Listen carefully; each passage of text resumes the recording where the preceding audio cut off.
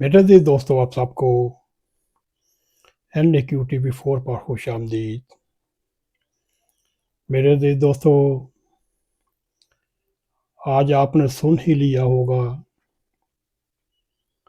کہ پاکستان کے اوپر طالبان طالبان پاکستان نے تابڑ توڑ حملے کر دیے۔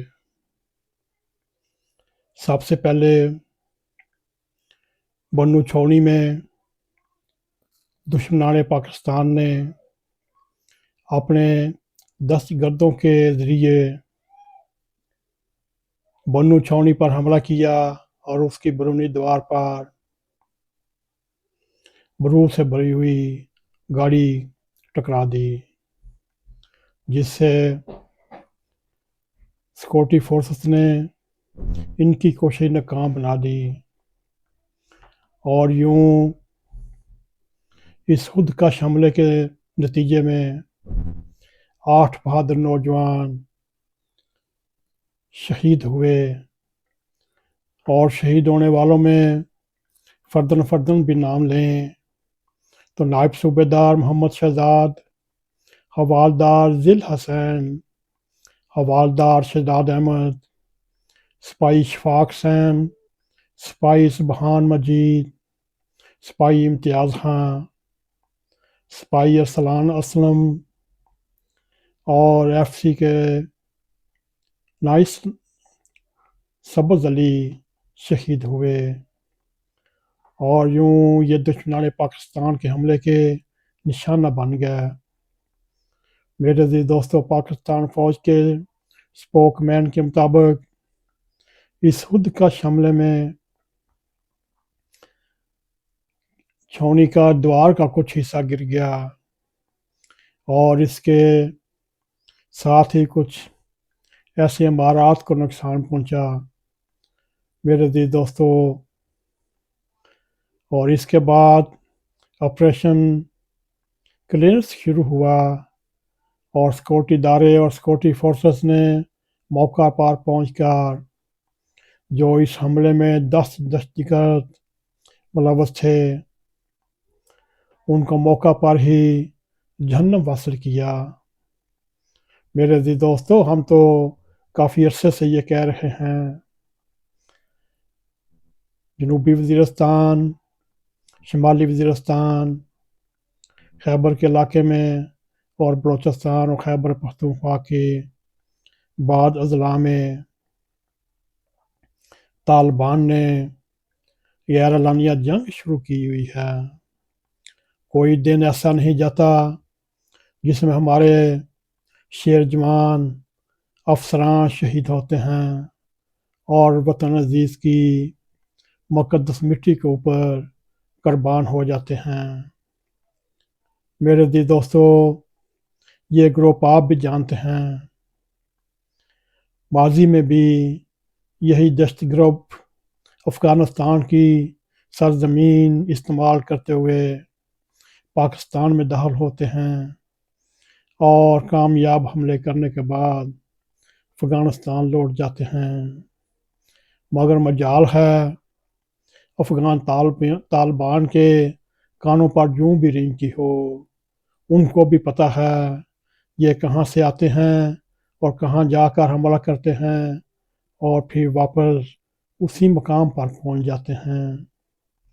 میرے عزیز دوستو، دوسرا حملہ آج ہی 15 اور 16 کی رات کو ڈیرہ اسماعیل خاں میں ہیلتھ رورل سینٹر کے اوپر دہشت گردوں نے حملہ کیا، جس میں 2 فوجی جوان شہید ہوئے، 2 ہیلتھ ورکر اور ان کے بچے اور ایک چوکیدار شہید ہوا۔ میرے عزیز دوستو، یہ تو وہ واقعات ہیں جو اخبارات میں آئے، جو آفیشل پاک فوج کے ترجمان نے بتائے، مگر وہ واقعات نہ اخبارات میں آتے ہیں نہ سوشل میڈیا میں آتے ہیں، جو انجانے میں ہو رہے ہیں، ہوتے رہیں گے۔ میرے عزیز دوستو، اس کے پیچھے بہت بڑی حکمت ہے۔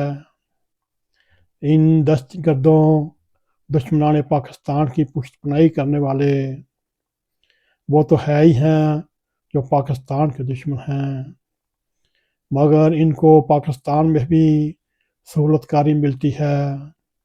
ان کے پاکستان میں بھی سیلز ہیں۔ اس سلسلے میں پاکستان کی بعض سیاسی جماعتیں بھی ان کی سہولت کاری کرتے ہیں۔ جب بھی ان دہشت گردوں کے خلاف کوئی آپریشن شروع کرنے کی بات ہوتی ہے، یہ ڈٹ کر مخالفت کرتے ہیں۔ ان سہولت کاروں میں ہائی تعلیم یافتہ طبقہ بھی شامل ہے، مذہبی طبقہ بھی شامل ہے۔ حالیہ دنوں میں آپریشن عزم استحکام شروع کرنے کی بات ہوئی، پاکستان تحریک انصاف کھل کر سامنے آ گئی۔ مولانا فضل الرحمان کی سیاسی جماعت بھی، مذہبی جماعت بھی کھل کر سامنے آ گئی۔ میرے عزیز دوستو، ہم یہ تو نہیں کہتے یہ ان کے سہولت کار ہیں، مگر جب وطن عزیز میں مختلف آپریشن کی مخالفت ہوتی ہے، مختلف سیاسی جماعتیں مخالفت کرتی ہیں، پھر دشمنان پاکستان کو بھی حوصلہ ہوتا ہے بھی ہماری بھی کوئی پاکستان میں کوئی مدد کرنے کے لیے سامنے آتا ہے اور ہمارے خلاف ایکشن لینے کی مخالفت کی جاتی ہے۔ اگر دیکھا بھی جائے اس میں ہم خیال گروپ بھی کہ اس کی بھی کارکردگی بہت سامنے ہے۔ کیا عدلیہ کو یہ نظر نہیں آ رہا اس وقت پاکستان کے اوپر غیر لانیہ جنگ مسلط ہوئی ہے؟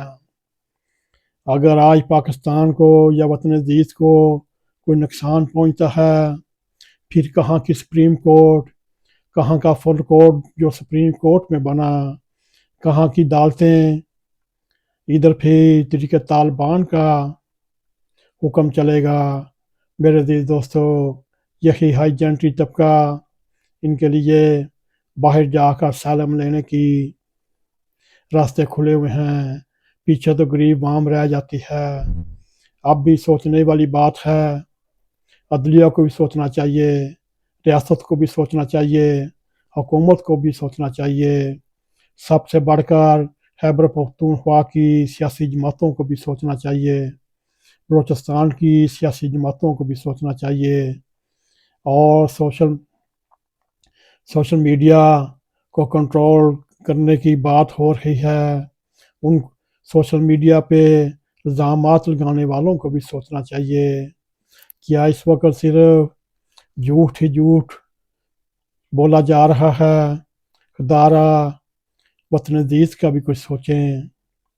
آج وطن عزیز میں امن ہے تو پاکستان ہے۔ اگر اسی طرح بدامنی پھیلتی رہی، اسی طرح امن و امان کا جلوس نکلتا رہا، اسی طرح دشمنان پاکستان کی تنظیمیں وطن عزیز پر حملے کرتے رہیں، اور مختلف سیاسی مذہبی پریشر گروپ جو اس وقت پاکستان میں ایکٹیو ہیں، کوئی فیض آباد دھرنا دے کر بیٹھا ہوا ہے، ٹریفک بلاک کی ہوئی ہے۔ اس وقت ظاہراً پاکستان میں نہ کوئی حکومت ہے، نہ کوئی امن و امان ہے۔ میرے عزیز دوستو، یہ ان پریشر گروپوں کی یہی کوشش ہے کہ کسی طرح پاکستان بھی عراق بن جائے، لیبیا بن جائے، لبنان بن جائے، فلسطین بن جائے، شام بن جائے، یمن یا سوڈان بن جائے، اور پاکستان کو ہاتھ جوڑ کر اپنے ایٹمی اسلحہ جات واپس کرنے پڑیں۔ اب بھی وقت ہے میرے عزیز دوستو، آپ ہی کچھ خیال کریں، کیا ان حکومت کو اور سیاسی جماعتوں کو شرم دلائیں، کچھ پاکستان کا سوچیں۔ میرے عزیز دوستو، یہ وقت آپس میں لڑنے جھگڑنے کا نہیں، اس وقت یہ دنیا کے حالات بڑے ابتر ہیں، اور پاکستان کے اگر ظاہری طور پر حالات دیکھے جائیں، اس وقت پاکستان کے حالات نہایت ہی محدود ہیں، نہایت ہی ناسازگار ہیں۔ اللہ تعالیٰ پاکستان پر اپنا رحم فرمائے، اور پاکستان کی راہ میں جتنی مشکلات ہیں وہ دور فرمائے، اور اللہ تعالیٰ پاکستان کے رہنے والے لوگوں کو عقل عطا فرمائے، اور ان کو عقل اور ذہن کے ساتھ اپنے مسائل حل کرنے کی توفیق عطا فرمائے۔ آج پاکستان ہے تو ہم ہیں، آج پاکستان نہیں تو پھر کچھ نہیں۔ نہ یہ حکومتیں ہوں گی، نہ یہ فوجیں ہوں گی، نہ یہ عدالتیں ہوں گی، نہ یہ فل کورٹ ہوں گے، نہ یہی قاضی رہیں گے، نہ یہ جسٹس مریب رہے گا، نہ ہی ہم خیال روپ رہے گا، نہ ہی منصور علی شاہ رہے گا۔ اس وقت پھر یہ ان پڑھ علماء کرام وہ حکومت کریں گے۔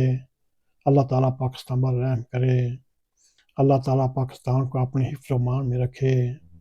میرے عزیز دوستو، اگر آپ کو ہمارا مضمون پسند آئے، یہ پروگرام پسند آئے، اس کو لائک کریں، اس کو شیئر کریں، اور کمنٹ سیکشن میں جا کر اپنا ظاہر خیال کرتے ہوئے NAQTV4 کو سبسکرائب کریں، اور جاتے جاتے بیل آئیکن کو کلک کریں تاکہ ہماری آنے والی ویڈیو آپ تک پہنچ رہیں۔ اسی کے ساتھ ہمیں اجازت دیں۔ السلام علیکم ورحمۃ اللہ وبرکاتہ۔